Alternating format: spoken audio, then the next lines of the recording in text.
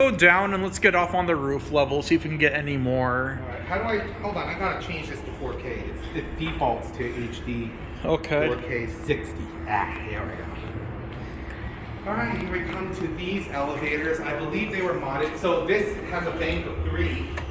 We'll go down and get off on R. Yeah, this used to be what the other ones that I videoed earlier looked like in terms of bank of elevators, but they did mod these as well. Yeah, snap cab. I don't like snap cab mods, do you?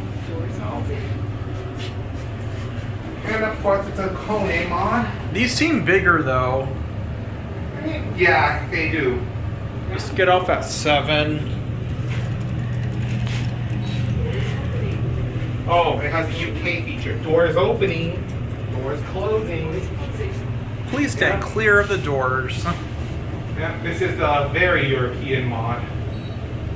Well, other than the fact that the COP is here instead of here. See, in Europe they like to put the COP on the sides.